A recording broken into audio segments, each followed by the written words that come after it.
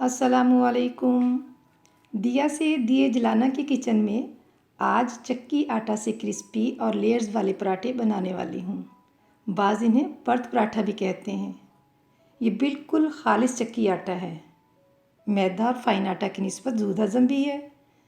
जिन्हें मैदा और फ़ाइन आटा के पराठे पसंद हैं, इंशाल्लाह वो भी बनाऊँगी। बिस्मिल्लाह कीजिए, इन्हें बनाकर इनका रिज़ल्ट देखें। इंशाल्लाह आप कह उठेंगे चक्की आटा से बना हुआ पराठा नंबर 1। ज़्यादा बनाकर रमज़ानुल मुबारक में सहरी के लिए फ्रीज़ भी आप कर सकते हैं। आटे को कोई आध घंटा पहले मैंने गूंद लिया था, यानी इसकी डो तैयार कर ली। अब इसके अंदर जो फिलिंग हमने देनी है घी की देनी है, ऑयल से नहीं हम बनाएंगे। घी मैंने लिया है बनास्पति घी 6 टेबलस्पून भरकर, और इसी तरह से 2 टेबलस्पून भरकर चावल का आटा इसमें शामिल कर दूंगी। 1 टेबलस्पून इसमें शामिल किया। ये एक और टेबलस्पून 6 टेबलस्पून घी के अंदर इस तरह से शामिल करके इनको दोनों चीज़ों को यानी घी और चावल के आटे को अच्छी तरह से मिक्स कर दिया। बिस्मिल्लाहिर्रहमानिर्रहीम। आप इसके पेड़े कह लें या बॉल कह लें, बनाने के लिए अपनी मर्ज़ी से थोड़ा आटा लें या ज़्यादा लें। एक मुनासिब जो एक पराठे का साइज़ होता है, मैंने वो साइज़ बनाने के लिए तकरीबन कह लें कि 100 ग्राम इसका वेट होगा जो मैंने पेड़ा बनाया है।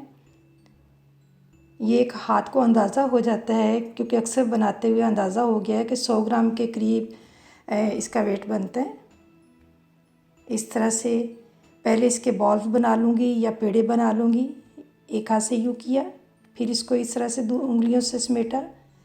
इस तरह समेटते हुए दोनों हथेलियों के अंदर रख के रोल किया, और ये दूसरा बॉल हमारा बन गया या पेड़ा बन गया। ये कुछ थोड़ा इसका मुझे लग रहा था कि ये कम है, तो आप दोबारा भी उसमें शामिल कर सकते हैं। ये फिर से तीसरा बॉल या पेड़ा बनाया। इस तरह से उंगलियों की मदद से पहले उसको समेटा, फिर उसके बाद दोनों हथेलियों में रख के रोल किया। 3 पेड़े माशाल्लाह से बन गए। ये एक और पेड़ा बनाऊंगी। पहले इस तरह से पेड़े बना के रख लूँगी, और उसके बाद बनास्पति घी जिसके अंदर चावल का आटा मैंने शामिल किया है, उसकी लेयर मैं दूंगी इनके अंदर। किस तरह से देती हूँ, मेरे साथ रहिए और देखें किस तरह से पराठे के पेड़े बना रही हूँ। पराठे की फिलिंग जो है वो किस तरह से मैं करूँगी। ये एक और इस तरह से उंगलियों की मदद से समेटा पहले आटे को, फिर ये दोनों हथेलियों में रख के रोल किया, और ये माशाल्लाह से 5 पेड़े हमारे बन गए हैं। बाकी आटे को समेट दूंगी ढक्कन दे के। ये देखें, ये बटर पेपर है। इसकी जितने आपने बनाने हैं पराठे, उतनी इनकी कटिंग करके पहले से रख लें बटर पेपर की, क्योंकि हर पराठे के ऊपर पहले नीचे रखना है एक बटर पेपर, फिर उसके बाद पराठा रखना है, उसके बाद फिर बटर पेपर रखना है। तो वो अंदाज़न आप उतने जितने पेड़े बनाना चाहते हैं पराठे के, उसी हिसाब से बटर पेपर की कटिंग करके पहले से रख लें। अब ये देखिए, इसको इस तरह से मैंने रोलर की मदद से इस तरह से इसको फैला दिया है काउंटर पे। और अब 1 टेबलस्पून भरकर डालना है, चाहे थोड़ा थोड़ा करके आप डालें या आप एक दफ़ा डाल लें, लेकिन मैं थोड़ा थोड़ा इसमें इस तरह से ऊपर रखती जाऊंगी, उंगलियों की मदद से फैला दूंगी। अब एक साइड से उसके ऊपर रखा जो पेड़े को पहले रोलर की मदद से फैला दिया था काउंटर पे, इस तरह से इसकी तह बना दी। अब इसके ऊपर भी थोड़ा सा घी जो है इसी तरह से डाल के उंगली की मदद से फैला दूंगी। आप ये देख सकते हैं कि किस तरह से दोनों हाथों की मदद से इसको रोल करते हुए, अब ये जो आखिरी सिरा है इसको इस तरह से पकड़ा और दोनों साइडों से इसके अंदर यूँ कर दिया। ये इसकी लेयर जो होती है वो खुलेगी नहीं, ये एक तरह से पैक हो गया है। फिर से दूसरे पेड़े को भी इसी तरह से हमने इस तरह से फैलाना है, लंबे रुख फैलाना है। मैं गोलाई के रुख इसको, क्योंकि हर पराठे का जो हमने लेयर देनी है उसके हिसाब से उसको करना है। मैं अभी ये वाला तरीका आपको बता रही हूँ, और भी बहुत सारे तरीके हैं पेड़े बनाने के, पराठे के पेड़े बनाने के। वो आहिस्ता आहिस्ता इंशाल्लाह वो भी आपके साथ शेयर करूँगी। अभी आज तो इसी की ही मैं आपके सामने जो पेड़े बना रही हूँ पराठे के, वो आपके साथ शेयर कर रही हूँ। ये बार बार इसी को बनाऊँगी ताकि एक तरह से आपकी भी प्रैक्टिस हो जाए, और मैंने जो फ्रीज़ करके रखने हैं मेरे भी पराठे फ्रीज़ हो जाएंगे। ये फिर इस तरह से दूसरी साइड से उठाया और इसके ऊपर रख दिया। अब इसके ऊपर फिर से घी लूँगी जिसमें चावल का आटा शामिल किया था। इस तरह से उंगली की मदद से फिर से इसको फैला दिया। अब इसको थोड़ा सा खींच के और लंबा कर ले, यूँ दोनों हाथों की उंगलियों की मदद से रोल करते हुए आखिरी सिरे को यूँ हमने पकड़ना है दोनों हाथों से, और इसके अंदर दोनों सिरे इसके अंदर कर देने हैं। और अच्छी तरह से ये पेड़ा भी अच्छी तरह से पैक हो गया, और इनको एक साइड पे किसी और प्लेट में डाल के रखती जाऊँगी। खुश्क आटे के अंदर नहीं रखूँगी, वरना वो खुश्क आटा जब ज़्यादा लगता है तो वो भी एक हमारे पेड़े को वो खुश्क कर देता है, उसकी लुक भी अच्छी नहीं आती। ये इसी तरह से बार बार आपके सामने आपसे शेयर कर रही हूँ।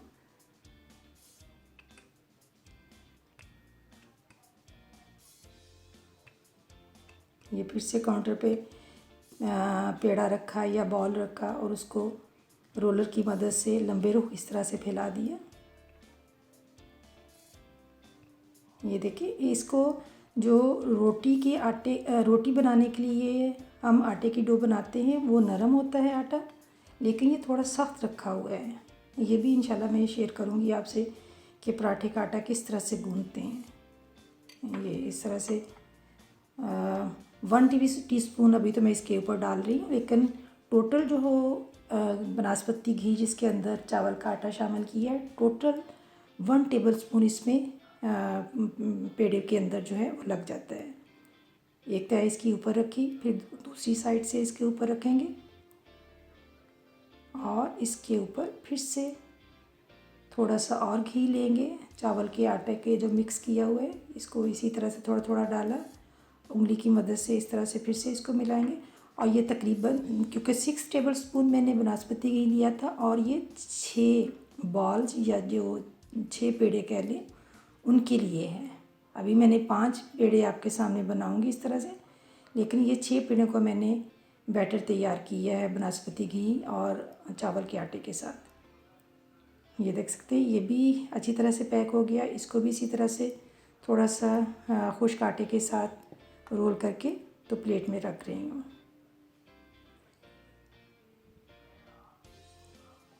ये फिर से इसको भी इसी तरह से काउंटर पे रख के इस बॉल को, इस पेड़े को काउंटर के ऊपर रखूँगी, रोलर की मदद से इसको लंबे रुख फैला दूँगी।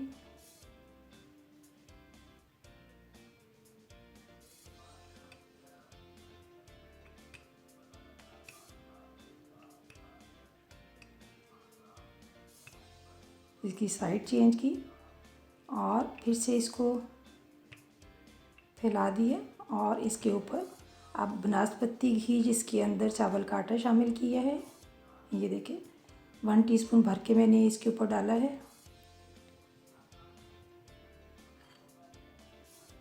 ये उंगली की मदद से फिर इस सारे घी को, ऑयल का इस्तेमाल आप नहीं करेंगी, ऑयल के साथ पराठे ऊपर जो है इसके लगाना है वो ऑयल हम लगाएंगे, लेकिन इसके अंदर फिलिंग जो करनी है वो हमने घी की करनी है।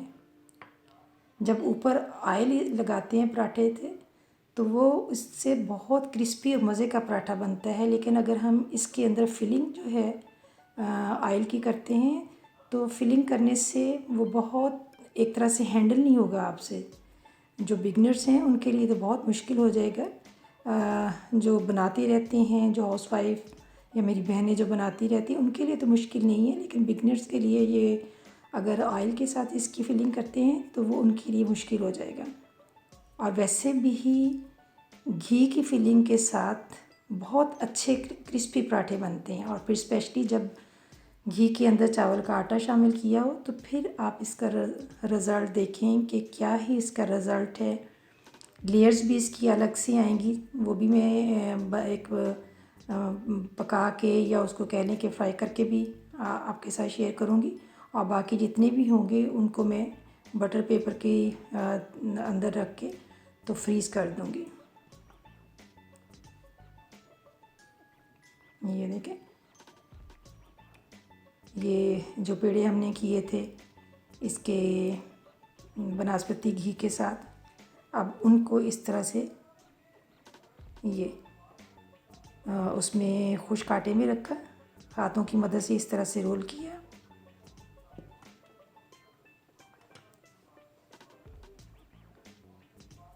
और फिर रोलर की मदद से इस तरह से हल्के हाथों, दबा के नहीं करेंगे, अगर दबाएंगे तो फिर इनकी लेयर्स नहीं बनेगी।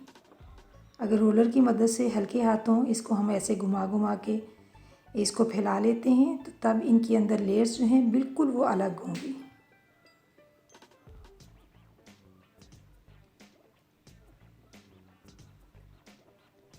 और देखें कि फ्रीज़ करने का तरीका क्या है, किस तरह से मैं फ़्रीज़ करती हूँ।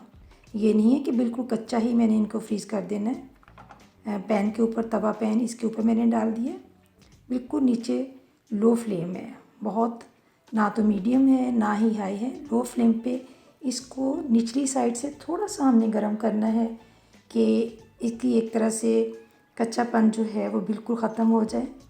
और ये फिर इसको पलट दूँगी। ये देखिए, इसको चंद सेकंड के बाद ये इसको पलट दिया मैंने।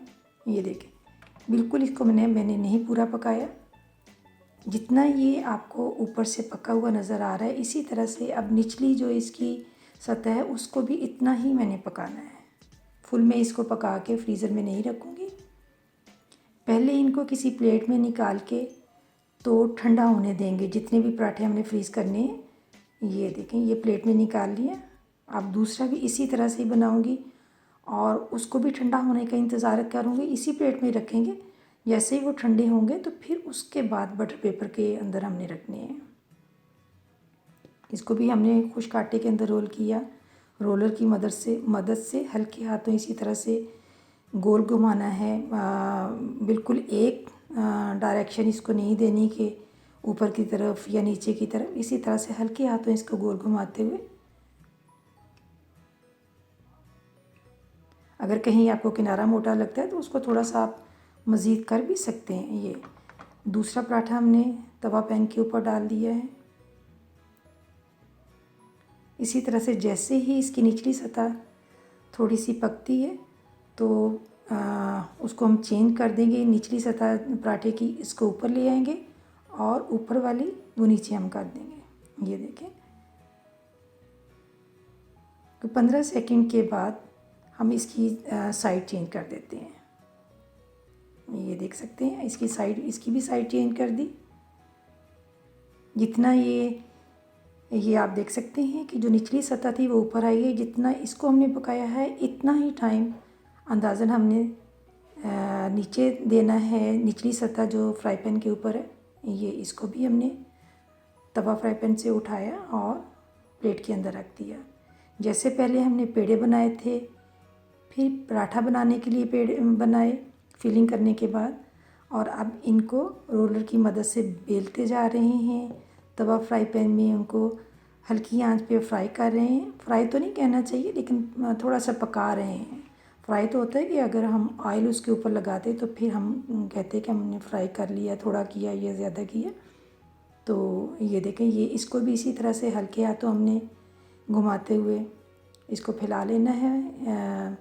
पराठे का जो पेड़ा बनाया था उसको अगर हम सख्त हाथों से दबा के करेंगे तो सारी लेयर्स जो हैं आपस में मिक्स हो जाएंगी, और जब फ्राई करेंगे ऑयल डाल के तो वो लेयर्स जो हैं वो हमें मिलनी चाहिए। वो बिल्कुल नहीं मिलेंगी। बोल बोल के भी जो है लफ्ज़ भी पूरे याद आएगी नहीं हो रही सही उनकी। ये इसको भी इस तरह से तवा फ्राई पैन के ऊपर डाल दिया। आप कोई 15 सेकंड के बाद इसको भी हम पलट देंगे। इसकी निचली सतह ऊपर आ जाएगी और ऊपर वाली सतह उसको तवा फ्राई पैन के ऊपर कर देंगे। अंदाज़ा ही होता है बेटे को टाइम देख के, हमने घड़ी का टाइम देख कर तो उसका नहीं करना कि 15 सेकंड हो गए या 20 हो गए या 16 हो गए। तो ये का अंदाज़ा है कि 15 सेकंड के बाद हमने इसकी साइड चेंज कर दी है। जैसे नीचे से थोड़ा सा पक गया था, ऐसे ही अब ऊपर वाली सतह तवा फ्राई पैन के ऊपर आ गई, वो भी पक जाएगी। तो इसको भी ऐसे ये देखें उतार के प्लेट के ऊपर हमने रख लिया है। इसी तरह से हमने जितने भी 4 पे बनाए पराठे, 5 बनाए, 6 बनाए, जितना भी आप पराठे बनाना चाहते हैं फ्रीज़ करने के लिए, इसी तरह से आप जो मेथड मैंने अभी आपके साथ शेयर किया है इसी तरह से आप करें। तवा फ्राई पैन के ऊपर उनको थोड़ा सा सेक लें, प्लेट में निकालते जाएं। उसके बाद उन्हें इतना टाइम दें कि जो उनकी एक अपनी हीट है पराठों की वो ठंडे हो जाएं। तो उसके बाद फिर हमने बटर पेपर के अंदर रखना है, रख के तो फिर फ्रीज़र के अंदर रख देंगे। अगर हमने इस तरह से बना के रखे होंगे तो सहरी के वक्त बहुत आसानी के साथ जिस दिन हमारा पराठा खाने को दिल करे तो हम निकालें और तवा फ्राई पैन के ऊपर रखें। और ये भी वो भी मैं आपके साथ शेयर करती हूँ कि किस तरह से किस स्टेज पे हमने इसके ऊपर ऑयल डालना है।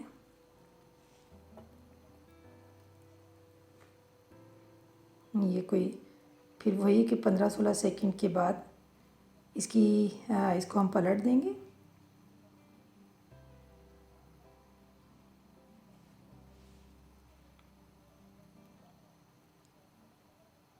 इसको थोड़ा सा मैं इसलिए ज़्यादा कर रही हूँ कि इसके ऊपर अब इन ऑयल डाल के तो वो एक जो लुक देनी है मुकम्मल पराठा तैयार होने की वो देनी है। ये देखें इसको मैंने ज़्यादा पकाया है और आप देख सकते हैं कि इसके ऊपर छोटे छोटे डॉट्स नज़र आ रहे हैं। आपको इतना पकाना है कि इस तरह से इसकी लुक आना शुरू हो जाए। जो इसकी ऊपर वाली सतह थी उसको फिर हमने तवा फ्राई पैन के ऊपर कर दिया।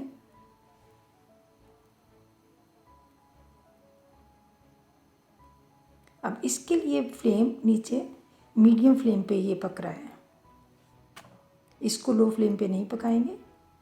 और इसको पकाने के लिए या फ्राई करने के लिए लकड़ी का चम्मच या लकड़ी की कोई ऐसी चीज़ होनी चाहिए, उसके साथ हमने ऊपर से हल्का हाथों प्रेस करना है। लेकिन ये है कि स्टील की कोई चीज़ इस्तेमाल नहीं करनी।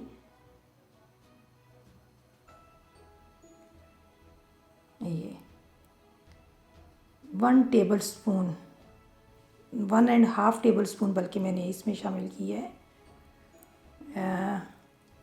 अब इसको भी मैं पलट दूंगी। ये मेरे पास अभी स्टील का ही था, वही मैंने इस्तेमाल कर लिया है।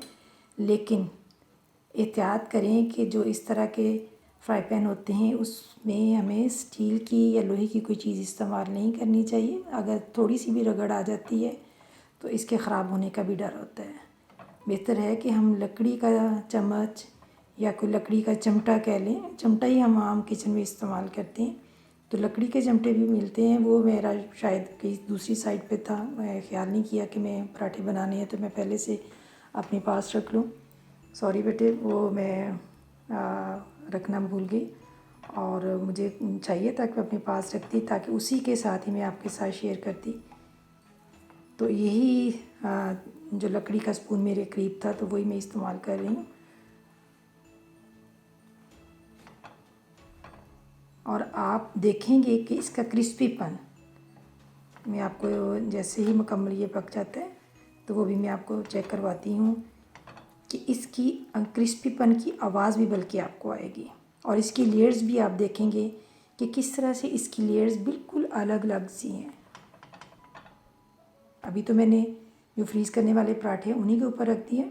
अब दूसरी प्लेट में रख के तो इसका फ़ाइनल रिज़ल्ट आपको दिखाती हूँ। कि चक्की आटा से किस तरह से हम मज़े मज़े के पराठे बना सकते हैं, जो कि सेहत के हवाले से भी बहुत अच्छे हैं। क्योंकि फ़ाइन आटा मैदा, ये इसकी आवाज़ सुनिए, ये देखें बिल्कुल क्रिस्पी जैसी आवाज़ आती है, उस तरह की इसकी आवाज़ है। अब इसकी लेयर्स देखें आप,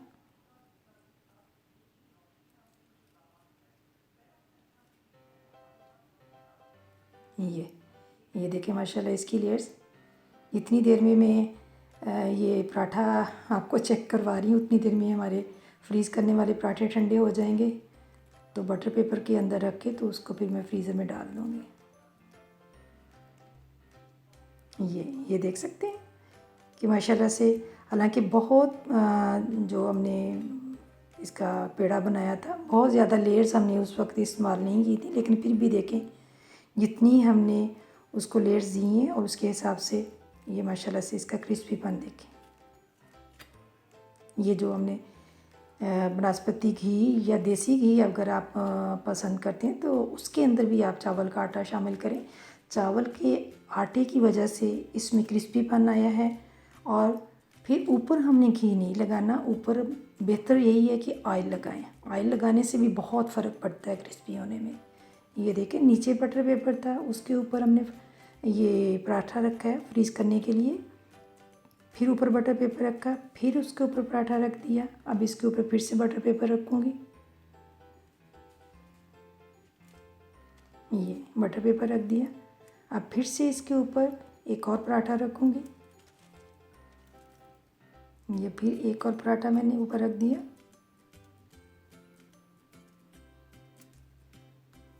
ये फिर से इसके ऊपर बटर पेपर रख दिया। आम हालात में भी आप बनाएं और रमज़ानुल मुबारक में भी बना के तो एंजॉय करें। अल्लाह हाफिज़।